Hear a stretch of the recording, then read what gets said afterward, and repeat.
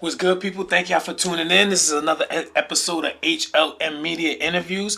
I'm your guy, Deme D. This is a collaborative effort with Terrell Blair, shining light on, all the artists, creatives, entrepreneurs, all the talent that's on the rise. And I'm here with J Rose, the lovely, talented J Rose. What's good? What's good? Hi. What's up? Thanks for having me. No doubt, no doubt. Thank you for pulling up. It's NYC in the building. And you're a spoken word artist, even though there's many other things you do as well. Yes. So we're gonna highlight that. Okay. But as you mentioned, it's Queens, so just let them know what part you're from and all that. Yeah, I'm born and raised in Queens. Although I spent a lot of time in all the other boroughs. Of course. But Queens, that's where my heart is at. No doubt, no doubt. I always rep Queens all day. It's Brooklyn in the building too. But as far as spoken word, what does that entail? Because I know a lot of people have their own perception of what it is, and I think maybe it has maybe expanded as far as blended with music and all of that. Yeah, well, spoken word is not like what people think they see on TV. We snap, but we clap too. We stomp our feet. We say yeah. We say run that back. Like we get hyped. So it's not And that's why I think a lot of people, when they experience spoken word for the first time, they don't know what to do. So they're just like quiet, listening to these poetic bars. But spoken word is it's poetry, but with this theatrical element, this performance element. So it's performance poetry. It's usually used as a tool or a vehicle for activism or some type of let me speak up. Let me use my voice for something, whether it's for myself, whether it's for my community, whether it's for whatever it is, my creative artistic expression. So it could be a lot of things, but it's poetry with a lot of dramatic emotions. That theater, that mesh. And now people are definitely, even though people have used music before with poetry, it's not a new thing.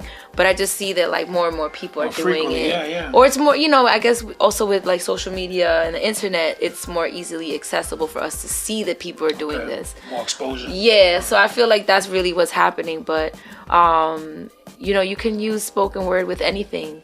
You can combine it with visual art. You can combine it with music. True. You can combine it with other poets. I've seen it in so many different ways. It's really a beautiful art that's adaptable. It meshes with everything. Okay, and you said, is that part of the excuse me, the community theme, because you mentioned as what are some of the things that they usually speak on? I don't really hear a lot of fluff when it comes to poetry though. Right. So is it mostly focused to have substance? Is that the main focus? Yeah, it's I rarely hear fluff and people just talking about nothing. Sometimes it depends where you go. There's a lot of, especially maybe some new writers who are still kind of exploring their pen. I haven't gotten that swag yet. So you may hear some, I guess, what you would call fluff, or more, or more what is this poem about? What is this person talking about? Listening to a cannabis song. What is he talking about? Real direction, I can say. Yes, it happens sometimes, but that's the beauty of poetry, because it's sometimes people just do what we call free write, and it's it's not freestyling, but it's just writing freely without thinking about using literary devices like rhyming or focusing on just writing. And sometimes people bring those poems up to stages to share at open mics, but a lot of people, especially in the slam world where people compete with poetry, that, using the poetry as a voice for activism. There's a lot of social issues that are brought up in poetry, issues about mental health. That's a big topic. Political stuff, police brutality, racism, colorism. It's addressing some of your own stuff too as well. And even our own self-reflective stuff, why am I like this? Damn it. Nah, that's real. And I'm gonna bring that up later though. But so as far as that, I don't want to say how long you've been doing it, but when did it become something that you felt that, something that you really gonna push forward with and really go all out with? Because you don't just write, you perform. I see you networking, you out there. Yeah, that's a good question, because I've been writing forever. So, you know, like when the dinosaurs roamed the earth, yeah, I've been writing since then. But when I realized that it was something that I could like turn into like a career more than just like a hobby, was probably after I was already performing and I, you know, here and there, and I was actually hosting. I host and I curate events. So I've always been that person that like provided space for other people. And I spent a lot of time like building that platform up, and focusing on that, and not really like focusing too much on like writing more or getting on more stages. I would get featured on stuff here and there, but it wasn't like a big focus for me. But after like 4 years of running my business and getting the platform to a place where it was like running itself, people know the Rose Garden events, people know J Rose, and you know what I contribute to the community. So like once it got there, it was like, game time. And that was like the end of 2021. The end of 2021, I decided like. So that's fairly fresh. You've done a lot in that time. Well, yeah, that was when I was like, we're gonna get ourselves out there. That's when I started traveling to perform and going to different cities to step on different stages.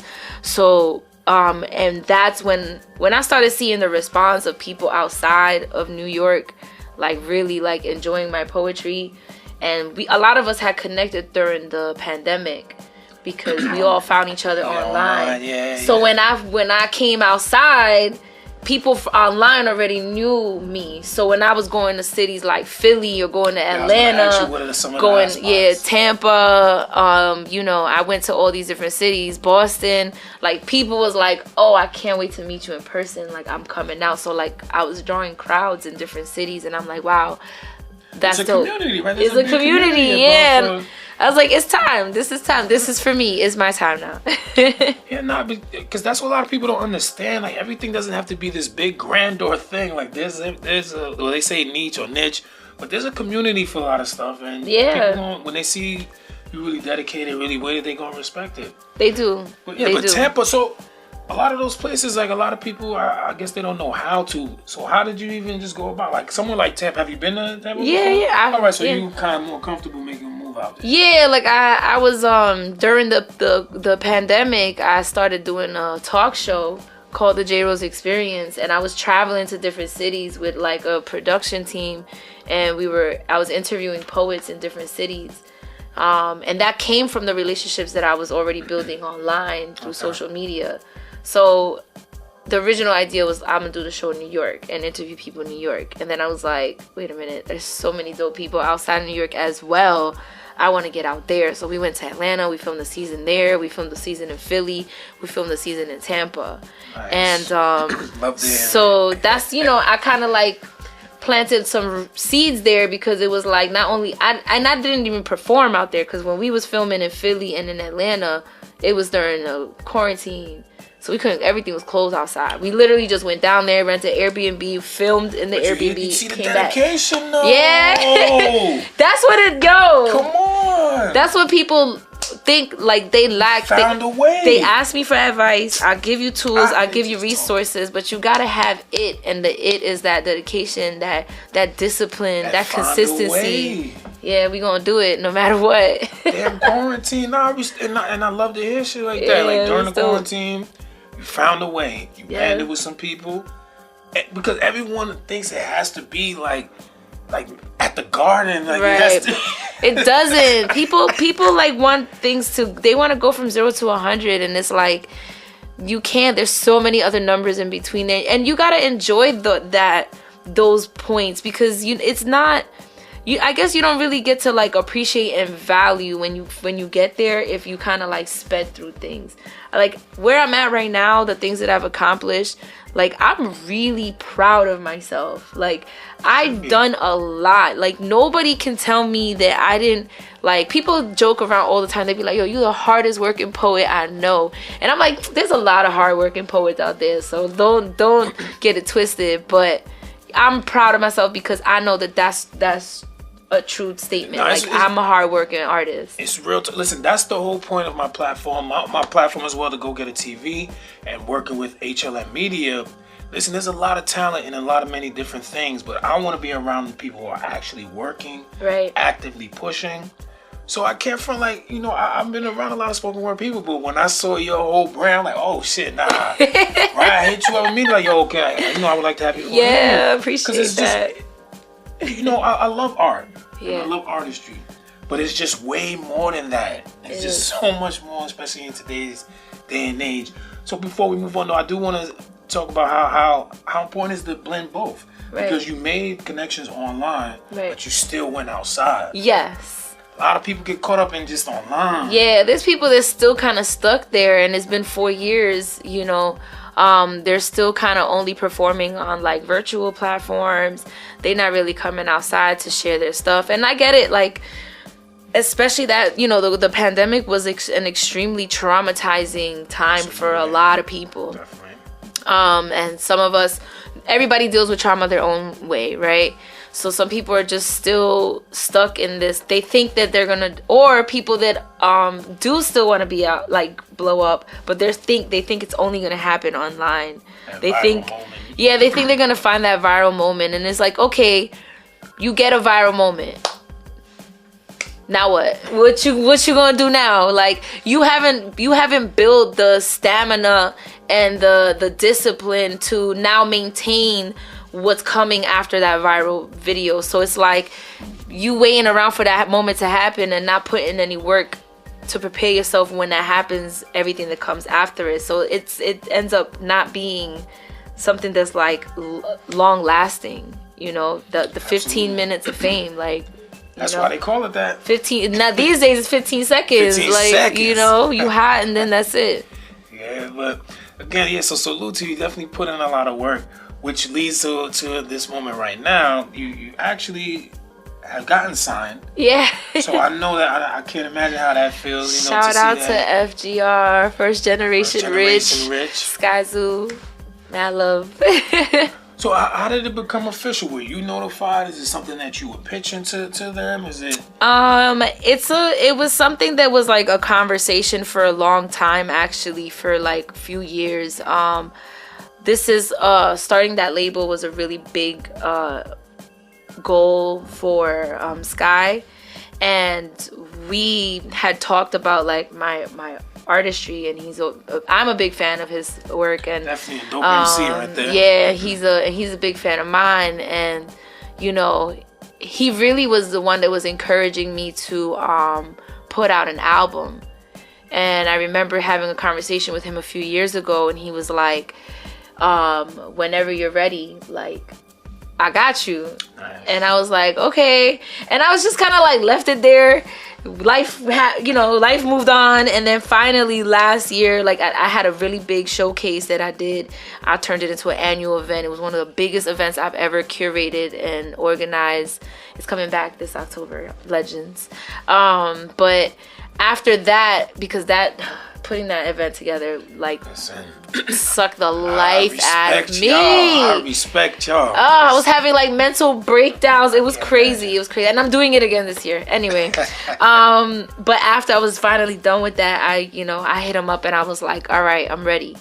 And he was like, all right, cool. So, and he walked me through everything, connected me with the studio to record, the engineer. I brought in a band, my own peoples that, you know, play music or whatever.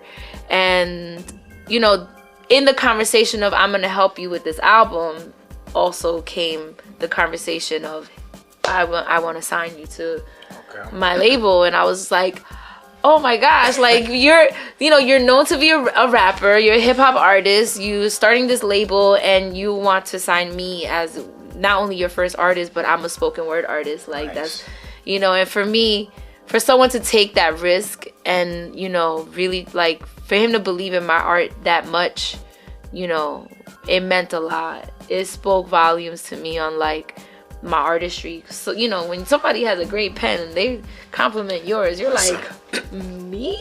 Means a lot. Like that. Ooh. But he backed it up too. Like he wasn't just talking. So. Yeah, and that's the part that I love and respect, because a lot of people, they want to tell you that they want to be supportive of your journey in some way, but then when it's time to, like, you know, cash that check, you know, put their name on it too. Yeah. Sometimes it's not even about the check too. They don't want to put their name. They don't. On yeah. Because that goes a long way too. It does. It does. So like, you know, like me, I'm not putting my name on just anybody. And I respect that. Yeah, I respect that. Like, I respect you know, that. I respect that. But so for someone to be like, yo, I'm stamping that with my name too, it's like, wow, that means a lot. That means that you really believe in me. And it's good. Like, as an artist, you need people to believe in you. Like, a lot of people expect you to just have all this belief in yourself.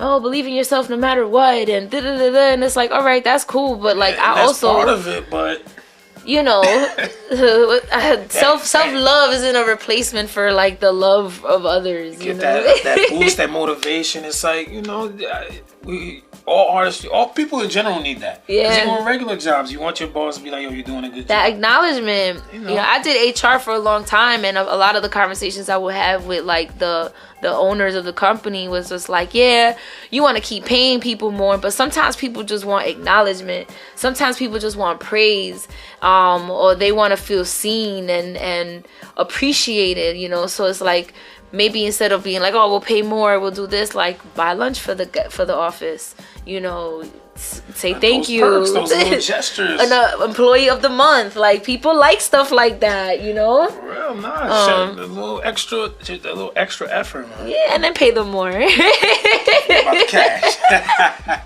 But now let's talk about the album. The album is here, Pieces of My Crumbled Thoughts. Yes.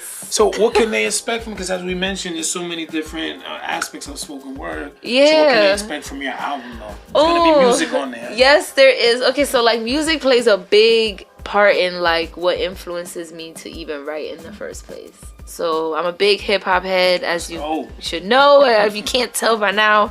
Yeah, I'm a big hip hop head. So like the lyricism in hip hop is really what got me starting to write, because I grew up in a golden era of hip hop where, you know, lyricism was like, you know, that's how you got your name known, is by being actually like a really good writer. Which I would think they were like poets back then. You can say so. Yeah, so like music is in there. The collection of poems is like a collection of maybe poems that I've written over in the last like 9 years. So there's like a big long stretch. There's love poems, there's, you know, mental health poems, trauma poems, sad girl poems. There's poems about that are empowering, women empowering. There's some like erotic poetry on there, so a little something for spicy for the grown-ups. You know, it really is. It's titled Pieces of My Crumbled Thoughts because that's what it is. It's just different parts of me, my story, my life, my experiences, how I feel about certain things, how I've perceived and, you know, my perspective on things. I have some instrumentals from some really dope producers that made some beats for me. Okay, that's dope. So I have a couple like instrumentals. I got a couple tracks on there, have a band with me. So shout out to the unofficial Thorns, the unofficial J Rose and the Thorns. It's a joke in the group chat.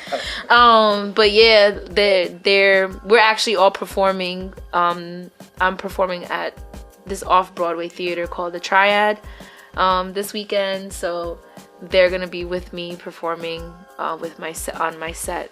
So some tracks from the album. And yeah, I mean, I share a lot of my story. There's poems in there that were difficult for me to decide to put them on there or not. Okay, I was gonna ask that. Okay. All right, well, there you go. You know, because there's a poem in there that talks about like my relationship with my dad and like my parents' relationship and growing up around them with the way that they were back then. And it's a very vulnerable poem, you know. And I was like, damn, if I put this out, like, I really don't want to hear nobody like, oh, you talking about your dad like that, or, you know, even if like he hears it and he's like, oh, this is what you think of me, you know, but at the same time, like, I have to tell my story. Like, I have to be the narrator of my story, because like if I don't say it, then it's gonna be whatever story that like maybe he may think, or he may say, or other people may think. Right. So it's like it was a hard decision. I was like, damn, I really don't want to feel any backlash from doing this from like family. But I was like, you know what? Sometimes you got to get it off your chest too. You want to express yourself as well. You know that. Yeah, and I put on the album, and you know, I have to say, the night that the album came out, like in the morning, I woke up to like DMs and text messages from people listening to it, and maybe like 7 or 8 people like dropped the name of that poem and was like, yo, that poem, I really felt that. And I'm like, you know, it's not just also about me telling my story, it's also me being a voice for other people that have had similar experiences. Right. That plays a big factor. Yeah, or have felt similar feelings, you know? Yeah, and it could inspire other people to do the same as Yeah. well. You know, talk about whatever it is they may you know, maybe not be ready to speak about. It doesn't even have to be that intense. Sometimes Right. people could be embarrassed just to even talk about things they like. Right, right. They do. I mean, I see it all the time. Even with like erotic poetry, people be like, oh my gosh, and I'm like, well, you have sex, don't you? Like, any other time, let's write about it.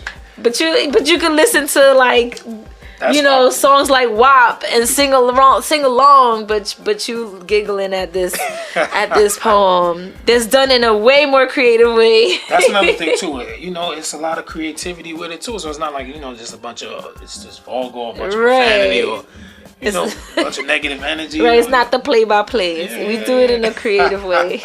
At least I do. That's what's up though. But again, salute to you. That's definitely something really good to see. Being that you're from the town too, you know what I mean? So you're from the town, you're from New York. You because you know that the indie grind is serious. It is. So it's always good to see. I would call it a win, right? You would call it a win? It is a win. I feel I'm proud of how far I've come. I've done this. I haven't even published a book yet. So it's like, that's actually coming up next. Yeah, I was working on the book and the album at the same time. And then the album became so consuming that I had to pause on the book for a little bit. Like, makes sense though. Yeah, focus on it's your debut too. Yeah, because I was trying to have the album out in March, which I did, and then I was gonna try to have the book out in April, but I was like, damn, that's kind of real close. April's National Poetry Month, so that's kind of like, I got you. That's why, I dropped the album on World Poetry Day, which is March 21st, and then I wanted to have the album out for National Poetry Month, but I was like, nah, I can't force a deadline. Someone who grinds a lot. That's the thing with us too. We gotta know when to just be like, because I want the book to be well received, and I want it to be good. Like, the book is going to contain like the last like 15 years of my poetry, which is going to be like, for me, it's interesting to put something like this together because it's going to include poetry that I wrote before I got on the stage, which is like very different from the after I got on the stage, because like once I started performing, everything I wrote was for the stage. Makes sense. Like when I have that intention in my writing, it's like I'm real particular. I'm big on my wordplay. I'm big on like just cadence and my rhyme scheme. So like I am very like meticulous with that. Where before I got on the stage, I was just like writing whatever I felt like. Yeah, because it's whole different. Yeah, it was just like words. Yeah, I'm gonna write them. Because you know when you're on stage, like you said, it's performative. So you gotta know when they hit a certain word or hit a certain song. Yeah, and I've developed like my own style. I'm kind of like hearing it now. Like people tell me all the time, but I couldn't. You know, you don't hear yourself. But now I'm like, I'm starting to see it. Like I just have this natural cadence that I write in. It's not even like how I say it. I just start writing in that cadence, and I'm like, wow, it's so weird. Are you still trying to put the book out this year? Yeah. I'm gonna have the book will be out by like next month. All right, so yeah. It's almost done. Yeah. And so J Rose, you know, salute to you. Make sure y'all tap in with that. Pieces of my crumbled thoughts. Queens in the building, representing for the spoken word community. I mean, you can end it with parting words, last words for the. Some last words. Ooh, okay. I don't know. Just stop sitting around and waiting for things to happen and just go and do it. You know, we always want these blessings. We want this abundance. We want to manifest. But like all that stuff takes work. You got to put the work in and you got to be ready and prepared to receive those blessings. If you're not ready to handle them, like a lot of reason why a lot of people aren't millionaires is because they don't know what, they wouldn't do the right thing with the money. So they're not receiving those blessings. So like, you know, work on yourself, get yourself prepared, make sure you're ready for the grind, because like it doesn't always just get handed to you on a silver platter. You do got to put some work in, and it's worth it. If it's really your calling, and you know, your purpose, as people would say, then it's gonna work out. Like, make that conscious decision to fulfill that purpose, and the opportunities are gonna start coming to you, so you can continue that. Yeah, keep growing. Let's go. HLM Media, you know, salute to all the creative artists. Terrell Blair, I'm your guy, Deme D. And make sure y'all tap in.